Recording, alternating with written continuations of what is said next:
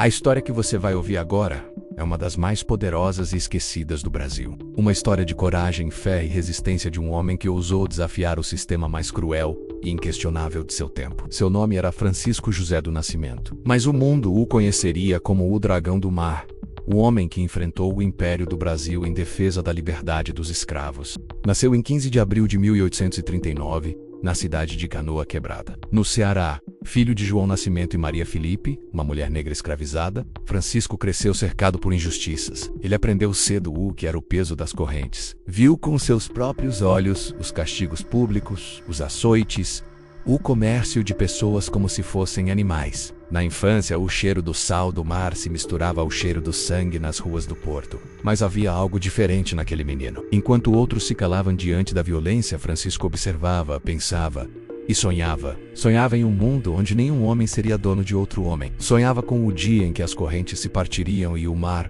seu companheiro diário, seria testemunha da liberdade. Com pouco mais de 12 anos, Francisco começou a trabalhar como jangadeiro. Era um ofício duro e perigoso, remar pequenas embarcações de madeira até os navios que ancoravam longe da costa para descarregar mercadorias, transportar passageiros e, às vezes, escravos. Os jangadeiros eram os braços invisíveis do comércio marítimo. Sem eles, o porto parava. E foi exatamente isso que ele entendeu: que o poder dos pobres, dos invisíveis, estava na união. Durante anos, Francisco trabalhou em silêncio, observando o que acontecia no porto de Fortaleza. Os traficantes de escravos agiam com arrogância. Mesmo após a Lei Eusébio de Queiroz de 1850, que proibia o tráfico negreiro, mas na prática tudo continuava igual. Navios vindos da África e de outras regiões do país continuavam chegando à noite, trazendo pessoas amontoadas em porões imundos, com os corpos cobertos de feridas e os olhos cheios de medo.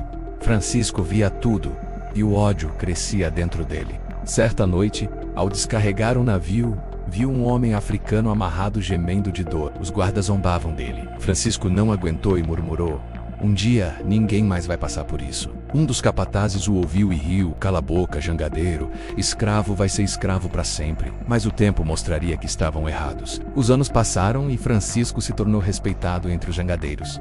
Era forte, justo e corajoso. Tinha o respeito do povo simples, mas também o ódio dos poderosos. Ele era o tipo de homem que não se curvava. E aos poucos começou a reunir outros trabalhadores para falar sobre liberdade. Numa noite de lua cheia, na beira da praia, ele e dezenas de jangadeiros se reuniram em torno de uma fogueira. Francisco falou com voz firme: "Meus irmãos, o mar não tem dono. O vento não tem dono. E o homem também não deveria ter." Silêncio. Todos o ouviam como se o próprio mar tivesse parado para escutar. "Se nós formos os braços do porto, o porto depende de nós.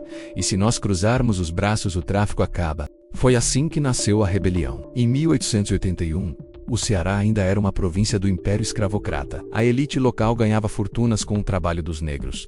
Mas nas praias, um grupo de jangadeiros liderado por Francisco preparava algo inimaginável: parar o comércio de escravos. Quando o próximo navio negreiro aportou, trazendo africanos acorrentados, Francisco se recusou a descarregar. O chefe do porto gritou: "Nascimento, por que não trabalha?" E ele respondeu, com o peito aberto e a voz firme: "Porque não sou cúmplice de quem vende gente." O silêncio foi quebrado pelos murmúrios e pelos gritos. Os soldados foram chamados, mas Francisco e seus companheiros não recuaram. Eles viraram as jangadas, destruíram as cordas e impediram que os escravos fossem desembarcados. O porto parou. O comércio parou. O Ceará parou. Foi o início da greve dos jangadeiros, que duraria meses e se tornaria símbolo da resistência popular. Os jornais da época noticiaram com espanto: "O porto de Fortaleza está fechado por ordem dos próprios trabalhadores." A notícia se espalhou por todo o Brasil, e o Império, temendo uma revolta ainda maior, enviou tropas e emissários para negociar. Ofereceram dinheiro, ameaçaram prisão, mas Francisco respondeu: "Nem por ouro, nem por medo. Não moverei um remo enquanto houver escravos neste porto." O povo começou a chamá-lo de Dragão do Mar, porque ele parecia comandar as águas com sua coragem.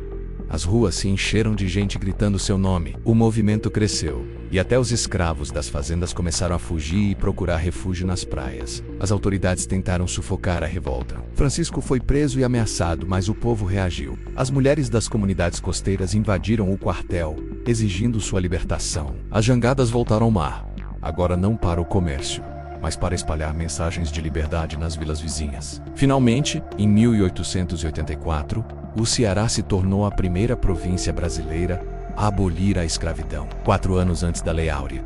E a vitória foi do povo, não da coroa, nem dos senhores. Foi a vitória dos que nada tinham, mas ousaram sonhar. Francisco foi homenageado, mas também esquecido. Depois da abolição, ele viveu humildemente, longe dos holofotes, trabalhando como mestre de porto e ajudando quem precisava. Nunca buscou glória. Sua recompensa era ver o mar livre, sem correntes e sem choro. Ele morreu em 1914, aos 75 anos, pobre, mas com o coração em paz. E o povo dizia que quando o sol nascia, o reflexo vermelho nas águas do mar era o fogo do espírito do dragão que ainda protegia os livres. Hoje, seu nome está gravado na história, mas ainda pouco lembrado. Enquanto nas escolas se fala de imperadores e princesas, o nome de Francisco José do Nascimento quase nunca é citado. Mas sua coragem ecoa nas ondas do mar, como um lembrete de que a liberdade verdadeira nunca é concedida, menos ela é conquistada. E quando alguém pisa nas areias do Ceará e ouve o vento assobiando entre as falésias, pode jurar que escuta a sua voz. Nenhum homem deve ser dono de outro homem. Esta é uma das histórias que o Brasil tentou apagar, mas o mar nunca esqueceu. Se essa história te emocionou, deixe seu like, se inscreva e compartilhe para que mais pessoas saibam a verdade. Cada novo inscrito é mais uma voz dizendo: nós não vamos deixar essa história morrer. Ative o sininho, porque esse é o tipo de história que o sistema não quer que você ouça.